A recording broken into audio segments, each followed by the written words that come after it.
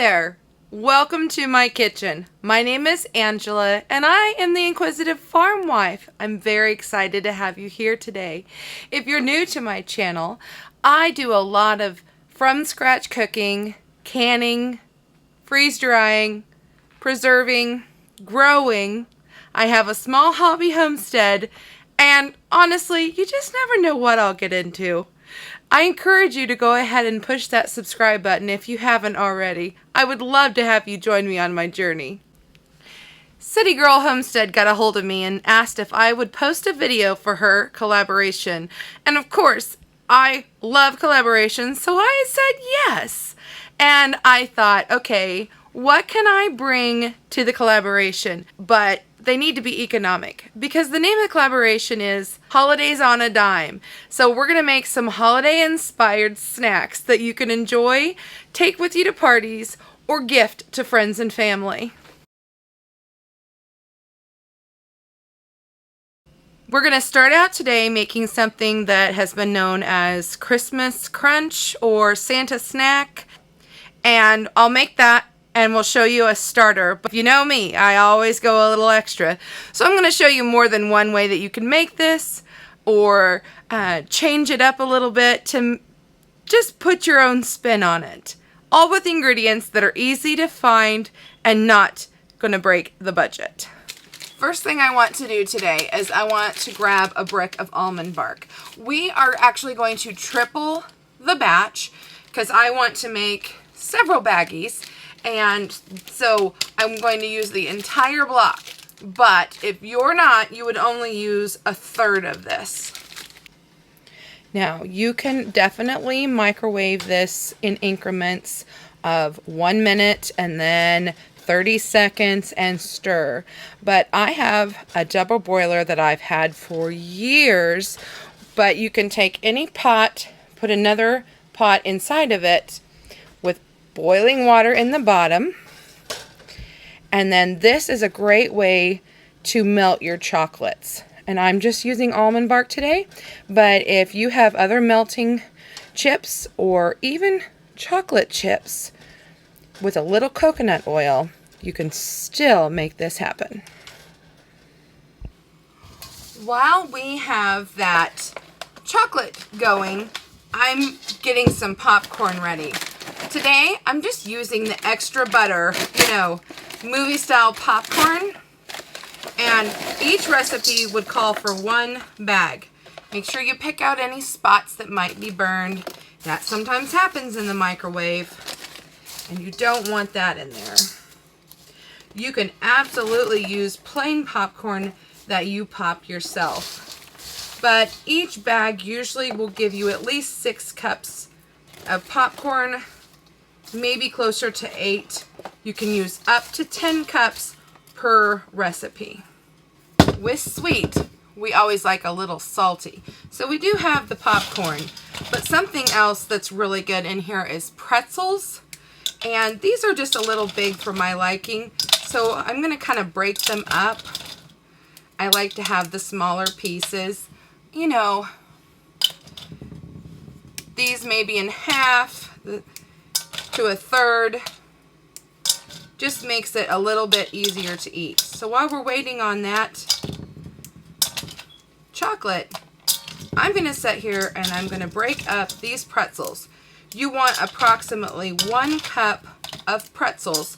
You could use the little sticks, you could use the squares, or you could be like me and just use the regular, typical pretzels and break them up. But I know I've seen in years past, you can even get holiday shaped pretzels to use, and that could be a lot of fun. Other items you will need is candy pieces. I like M&Ms. They always go so well with pretzels and popcorn. It calls for about a cup per batch, so that's about a half of a bag. But remember, I'm making a triple batch, so I need a little extra. And then if you have any holiday sprinkles, this is fun. Side note for you, if you want to make this recipe at another time of year, you absolutely can. Just change up what sprinkles and maybe what candies you use. I can see using this with candy corn in the fall, or maybe some spring pastel colored candies. At 4th of July, you could use red, white, and blue. You could just get creative and use this any time of year. Because this is a larger batch, I went ahead and grabbed 2 pans. I am going to just divide this popcorn in half. Now remember, if you want to use a little more popcorn than I am today, you absolutely can.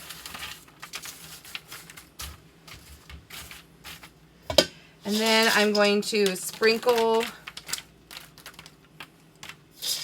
our pretzels, and next the M&Ms. And then, now that our chocolate has melted, I'm going to go ahead and wipe this off the bottom and move that over. And we're just going to start drizzling this over the top.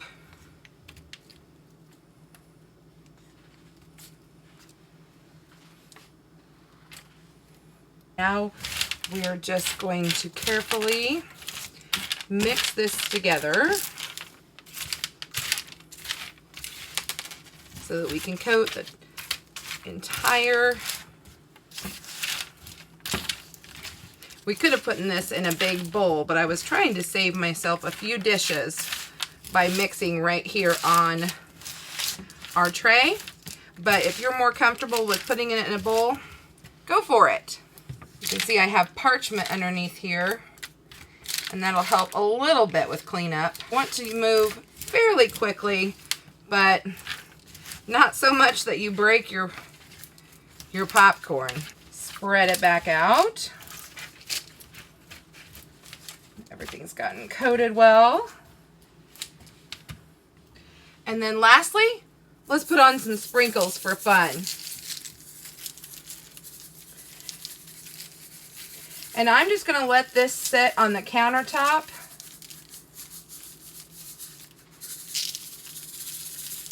to dry. But if you are in a hurry and you need to get this done fast, pop it in the freezer for just a little bit to get the chocolate to harden.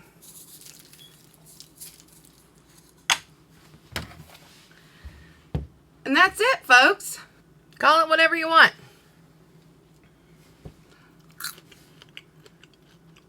I'm calling it yummy. Found a little bit better of an angle. You can actually see me working now. Okay, so our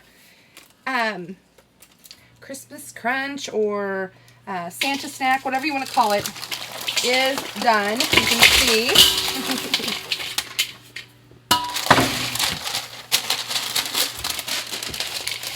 At the bottom of the pan, the chocolate kind of pools. So we're just going to kind of break this up and, whoops, we're going to break it up into some smaller chunks here because we want to bag it up to share it with others. And again, this is 3 times approximately because you definitely could have added some more popcorn to this. It's almost like a bark at this point, so it wouldn't have hurt if I would have thrown in a little bit more popcorn. You don't have to be so darn hard on yourself. It doesn't have to be perfect. I told you I would do things a little bit different because that's who I am. While you weren't watching, I made this. This is my fall snack mix, except I didn't add in the Reese's Pieces or the candy corn and some of the other fall, very fall specific things. But I like the seasonings and I like the using the maple syrup. So I'm going to call this snack mix sugar and spice. And we're going to mix these two together because although I made a triple batch, this would be perfect for classroom treats. And so I'm wanting to make up several little baggies of these. And I thought that the combination of the two would go so well together. So if there's any big chunks, I definitely want to keep breaking them up. Because nobody wants a big, huge chunk. But doesn't this look neat? It's not overwhelmingly sweet, and it's salty, and it's got seasonings in it. And of course, this is going to make your cost go up, but it's also stretching how many bags that I can make. This is totally optional, but I decided sugar and spice snack mix sounded way too fun. So I found these cute little bags. You can get them in all sorts of different themes and designs. And I thought these were cute. And they would make perfect little snack bags.